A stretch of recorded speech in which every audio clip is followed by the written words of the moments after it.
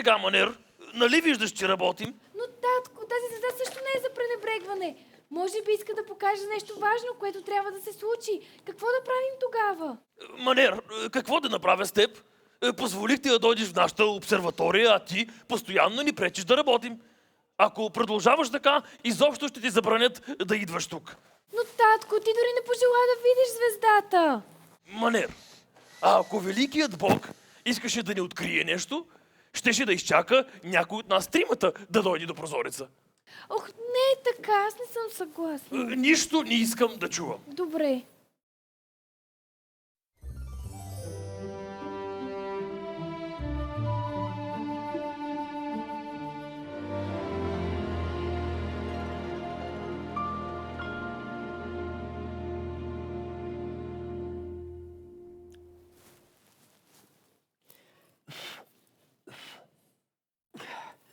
Зера, дали и ние някога ще бъдем свободни?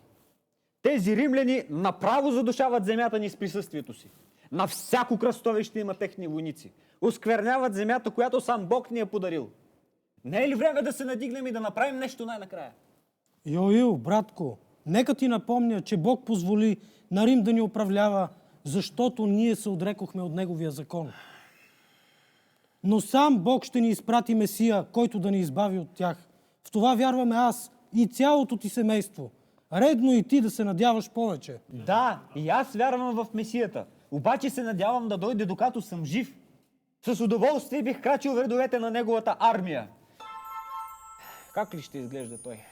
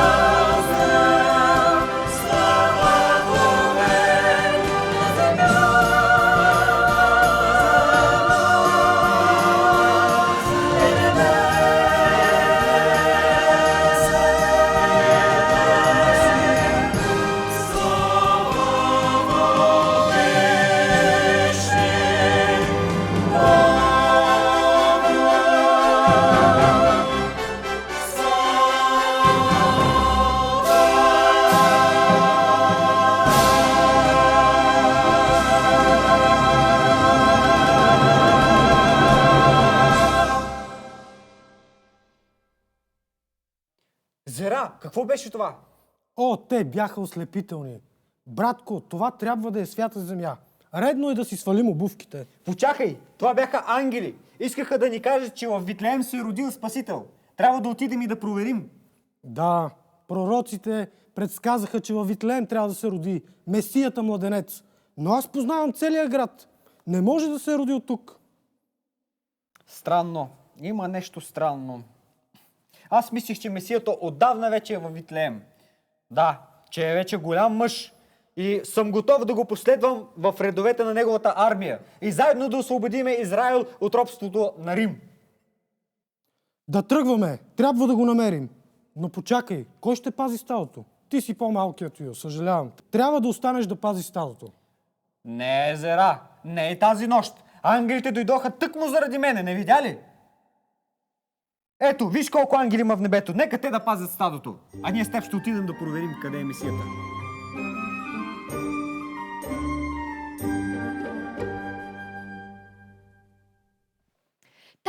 Татко! О, Манер, ти си още тук? Аз съвсем и забравих. Съжалявам, но ще трябва да останем за известно време. Добре, би ли дошъл с мен до прозорец? Искам да ти покажа нещо. Заед съм, дъще. Опитаме се да съставим прогноза на времето за следващото лято. Но, татко, този път съм сигурна, че това не е просто някаква блещукаща светлинка. Това е постоянно светеща звезда. Манер, сигурна ли си, че не си видяла просто светоучица? Сигурна съм, това не е светоучица. Това е нещо друго. Добре. Нека погледнем това явление, което си открила. На къде трябва да гледам? Ето натам, виждаш ли около съзвездието Плеяда? Нищо не виждам. Сигурно ли си открила нещо? Татко, ти през цялото време седиш върху твоите карти. За минута не искаш да видиш нощното небе. Не забелязваш ли, че е много по-ярко от обикновеното? Това е просто една чудесна ярка нощ. И това е. Не е така. Съзвездието Плеяда се състои от 7 звезди, а тази нощ те са 8 и едната свети все по-силно. Провери. 1, 2, 3, 4, 5, 6, 7, 8! Ама къде? Аз виждам само една звезда. Зрението те подвежда, Валтасар. 8 са и едната става все по-ярка. Нова звезда! Картите на звездното небе. Ще открие картата на онзи звезден квадрант. Ти и аз трябва да извадим книгите на пророците и картите на предишните астрономи. Да се убедим дали преди това не се е появявала. Забелязах, че звездата е на запад от нашата страна. Някъде над Юдея. Те са хора, които казват, че техният Бог е единственият и за доказателство имат много факти, чудеса, потвърждаващи това. Възможно, този Бог иска отново да каже нещо на света. Ще започна от Моисеевите книги. Ох, татко, аз открих звезда, моята собствена звезда.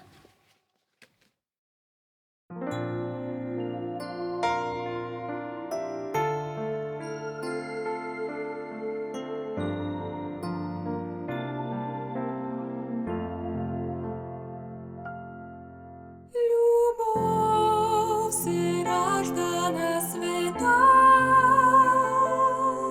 крачето е като пустиня и върху сухата трева легло в умора и пустила. Така и никой не разбра, че днес се ражда любов.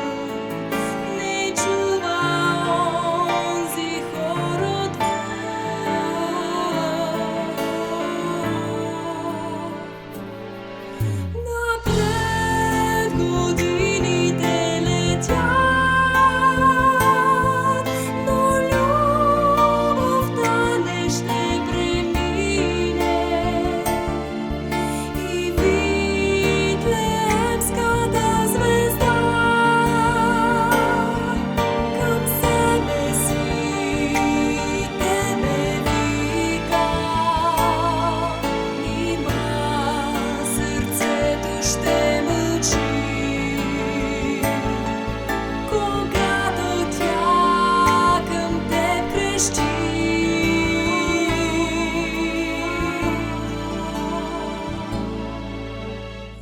Боже, моята любов към Теб, която от Христа е, и с ярка утринна звезда, Той в моето сърце сияе. Дано не лето и сълзи, а с радост вечно в мен цари.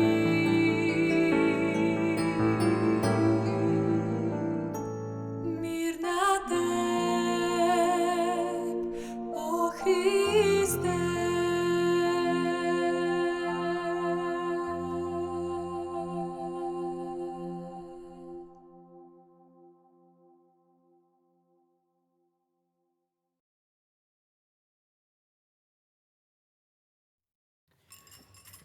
Зера, това е последния обор във Витлеем. Трябва да надникнем вътре. Йосиф, какво става тук? Не знам, Мария, но мисля, че някой иска да влезе при нас. О, тук има само едно семейство. Месията не е тук.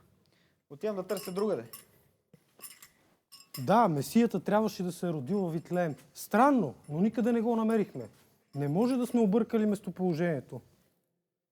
Вие сигурно сте нови тук, не ви познавам. Вярно е, не сме от тук. Аз съм Йосиф, а това е съпругата ми Мария. Аз много отдавна не живея тук, но дойдохме заради указа на кесаря за преброяването на народа. Зера, какво правиш още тук? Нали щяхме да търсим Месията? Бъди търпелив, братко. Аз съм Зера, това е моят по-малък брат Юил. Днес, докато си пасяхме стадото на полето, изведнъж се случи чудо. Видяхме ангел в небето, който ни каза, че във Витлеем се е родил Месията младенец.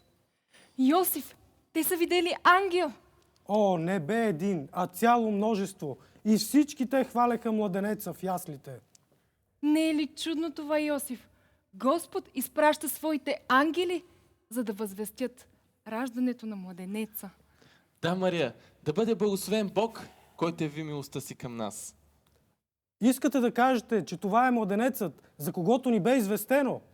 Йосиф, мисля, че можем да им кажем. Още повече, че самият Бог им е известил това. Да, Мария. Приятелю, вие намерихте онзи, за когото са ви говорили ангелите. О, нека бъде славен Бог, да хвалим Неговото име. Зера, какво правиш? Ела тук, братко, ние намерихме нашият Спасител. Ето това е той, младенецът, в яслите. Как? Месията? Младенец?